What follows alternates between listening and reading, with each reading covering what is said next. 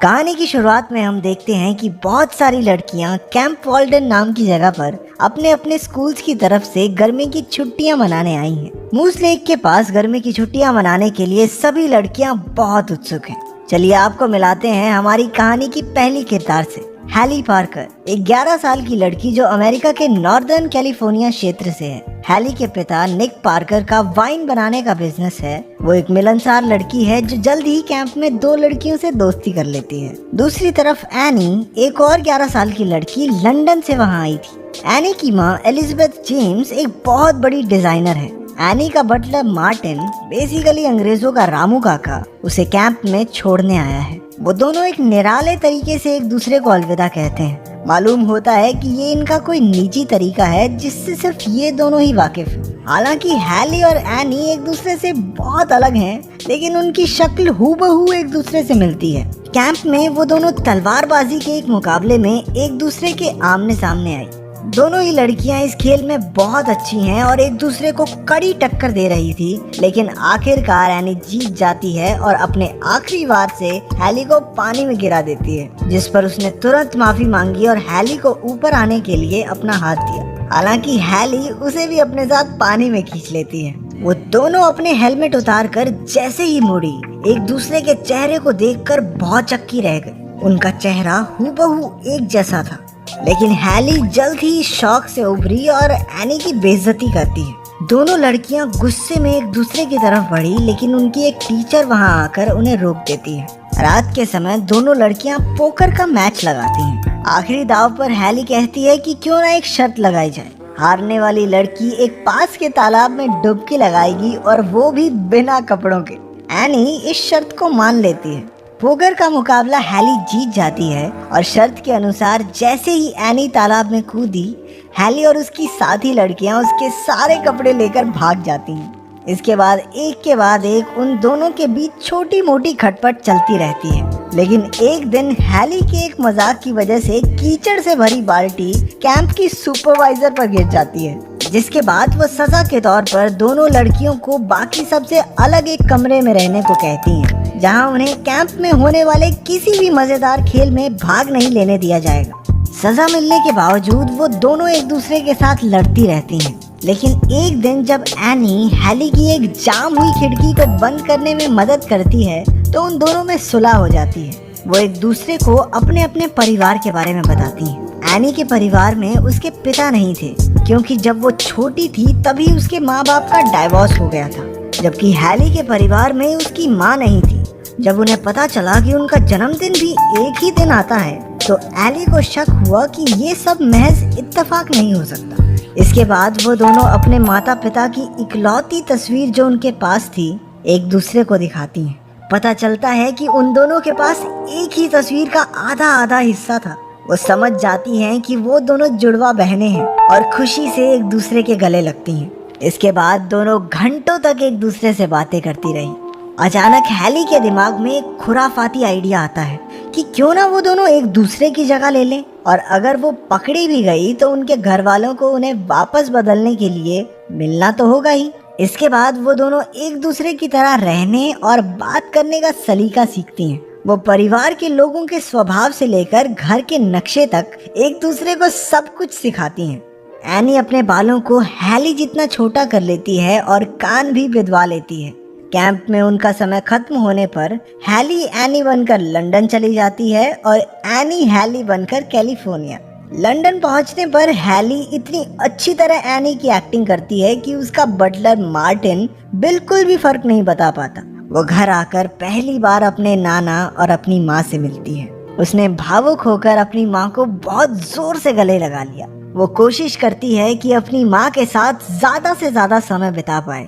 समय देखकर उसने एलिजाबेथ से अपने पिता के बारे में पूछा कि वो कैसे थे और वो उन्हें अभी भी याद करती है या नहीं।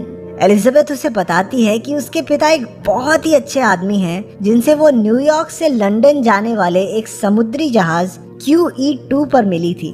दूसरी तरफ एनी हैली बनकर कैलिफोर्निया पहुंचती है। अपने पिता को पहली बार देखकर वो बहुत खुश हुई। घर जाते समय वो हर सेंटेंस के साथ निक को पापा कहकर बुलाती है, क्योंकि उसे आज तक किसी को पापा बुलाने का मौका ही नहीं मिला था। घर पहुंचकर वो हैली की आया चेसी और कुत्ते सैमी से मिलती है। चेसी तो उसे हैली ही समझती है, लेकिन सैमी उस पर भौंकने लगता है। कुत्ते के सामने चंट चालाकी नहीं चलेगी। इसके बाद उसे पता चलता है कि उसके पिता की एक जवान लड़की मेरेडिथ ब्लेक से मंगनी हो गई है। ऐसा लगता है कि वो दोनों एक दूसरे से बहुत प्यार करते हैं, लेकिन चेसी उसे बताती है कि वो लड़की सिर्फ उसके पिता के पैसों के पीछे है। अगले दिन निक एनी को अपने और मेरेडिथ के बारे में बताता है। वो उससे पूछता है कि उसे कैसा लगे अगर मेरेडिथ भी उनके परिवार का हिस्सा बन जाए।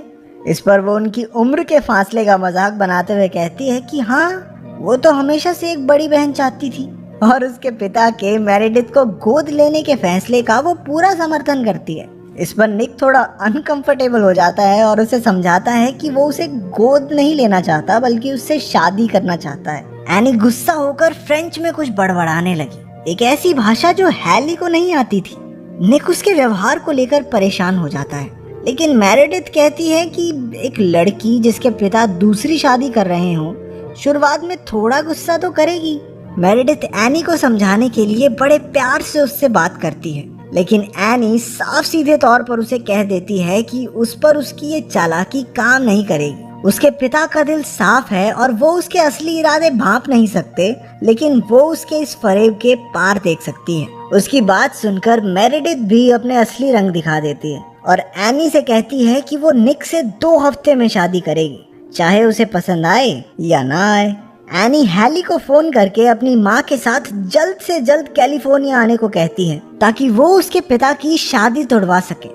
उसका नाना चार्ल्स हैली को फोन पर बात करते हुए पकड़ लेता है और अपनी माँ को सब सच बताने को कहता है। हैली डरते डरते अपनी माँ एलिजाबेथ को सब सच बता देती है और एनी बनकर उन्हें धोखा देने के लिए माफी मांगती है।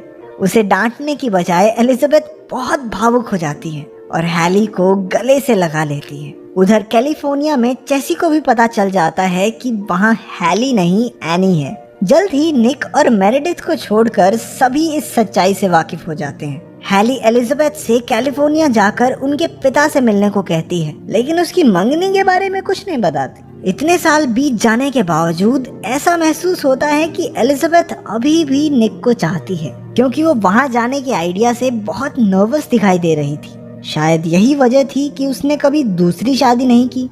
उन दोनों को वापस मिलाने के लिए हैली, एनी, मार्टिन, चेसी और चार्ल्स एक प्लान बनाते हैं। वो एलिजाबेथ को सैन फ्रांसिस्को के एक होटल में लाते हैं जहां निक मेरेडिथ के माँ बाप से मिलने आया है।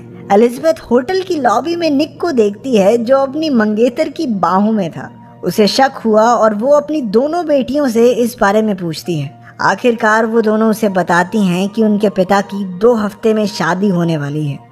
एनी कहती है कि वो ऐसा नहीं होने दे सकते, क्योंकि मेरेडिथ एक बहुत ही बुरी लड़की है जो सिर्फ पैसे के लिए उनके पिता से शादी कर रही है। एलिजाबेथ के सारे अरमानों पर पानी फिर जाता है। वो कहती है कि निक अपनी मंगेतर के साथ बहुत खुश लग रहा था और वो उनकी शादी तोड़वाने की कोशिश नहीं करेगी। दूसरी तरफ निक होटल में एलिजाबेथ को ढूंढता है। उसकी बेसब्री एलिजाबेथ के लिए उसके दिल में बकाया प्यार को झलकाती है। वो स्विमिंग पूल की दूसरी ओर एलिजाबेथ को देखता है, कहीं वो उसकी आंखों से ओझल ना हो जाए, इसलिए वो अपनी नजरें उसी पर गड़ाए रखता है। जल्दबाजी में वो एक वेटर से टकराकर पानी में गिर पड़ा। वो तैरते हुए पूल की दूसरी तरफ एलिजाबेथ के पास पहुंचा। तभी वहां उनकी दोनों बेटियां भी आ जाती हैं। फाइनली उसे भी उनकी अदला बदली के बारे में पता चला। वो 11 साल बाद अपनी दूसरी बेटी से मिलकर बहुत खुश होता है। जल्द ही मेरेडिथ भी उन दोनों से मिलती है। उस रात वो दोनों बहनें अपने मॉम डैड को एक नाव पर लेकर जाती हैं, जिसे उन्होंने बिल्कुल QE2 जहाज की तरह सजाया था, जहां निक और एलिजाबेथ पहली बार मिले थे। वो दोनों अपनी पुरानी यादें ताज़ा करते हैं। निक पूछता है कि एलिजाबेथ उसे छोड़कर क्यों चली गई। एलिजाबेथ जवाब देती है कि तब वो दोनों जवान, बेवकूफ़ और निहायत ही अड़ियल थे। उन दोनों ने एक दूसरे को दिल दुखाने वाली बहुत सी बातें कही थी और उसे इस बात का दुख था कि उसके जाने पर निक ने उसे रोकने की कोशिश नहीं की, उसके पीछे नहीं आया, जबकि निक को लगा था कि वो उसे अपनी ज़िंदगी में चाहती ही नहीं। वो दोनों एक अच्छा समय साथ बिताते हैं, लेकिन एलिजाबेथ एनी को लेकर वापस जाने का फैसला लेती है। अगले दिन दोनों बहनें एक जैसे कपड़े पहनकर अपना अपना नाम बताने से मना कर देती हैं ताकि उनकी माँ एनी को लेकर वापस ना जा पाए। वो कहती हैं कि गर्मी की छुट्टियां खत्म होने से पहले वो अपने माँ बाप के साथ एक परिवार की तरह घूमने जाना चाहती हैं। थोड़ी ना नुकर के बाद वो दोनों मान जाते हैं। मेरेडिथ निक के अपनी पहली पत्नी के साथ अकेले जाने पर खुश नहीं होती और साथ चलने की जिद करती है, जिस पर एलिजाबेथ उसे अपनी जगह उनके साथ भेज देती है। क्योंकि मेरेडिथ को पहाड़ों की ऊंचाई की आदत नहीं थी तो वो जल्द ही थक जाती है। दोनों बहनें बड़ी चालाकी से उसके रुकने पर उसके बैग को पत्थरों से भर देती हैं और जैसे कि ये बहुत नहीं था, एक गिरगिट को उसके ऊपर फेंक कर उसे बुरी तरह डरा देती हैं। उनकी इन शरारतों से तिल मिलाकर मेरेडिथ कहती है कि निक से उसकी शादी होते ही वो उन दोनों को उनकी असली जगह दिखा देगी। रात को मेरेडिथ बहुत थक जाती है और नींद की गोली लेकर सोती है। निक के सो जाने के बाद हैली और एनी मेरेडिथ को उसके बेड के साथ ही तालाब में उतार देती हैं। सुबह मेरेडिथ के ऊपर एक पक्षी आकर बैठ गया और वो घबरा कर पानी में गिर पड़ी। आखिरकार उसके सब्र का बांध टूट जाता है। वो गुस्से से तिल मिलाकर निक को कहती है कि उसे उसके और अपनी बेटियों के बीच एक को चुनना होगा क्योंकि वो उनके साथ नहीं रह सकती। निक उसकी असलियत समझ जाता है और बिना ज्यादा सोचे अपनी बेटियों को चुनता है। वो तीनों बिना मेरेडिथ के घर वापस आते हैं जहां एलिजाबेथ को निक की शादी टूटने की खबर मिलती है। निक एलिजाबेथ को अपनी वाइन कलेक्शन दिखाता है जिसमें वो बॉटल भी शामिल थी जो उन्होंने अपनी शादी के दिन पी थी। एलिजाबेथ भावुक हो जाती है। निक उसे रुकने को कहता है लेकिन एलिजाबेथ ने अपने आप को संभाला और वहां से चली गई। अगले दिन एलिजाबेथ एनी को साथ लेकर लंदन वापस आ जाती है। जब वो दोनों मुंह लटकाए अपने घर पहुंची तो उन्होंने देखा कि निक और हैली वहां पहले ही उनका इंतजार कर रहे थे। वो दोनों एक तेज उड़ने वाले हवाई जहाज में उनसे पहले वहां पहुंच गए थे। निक कहता है कि वो एक बार अपनी पत्नी और बेटी को खो चुका है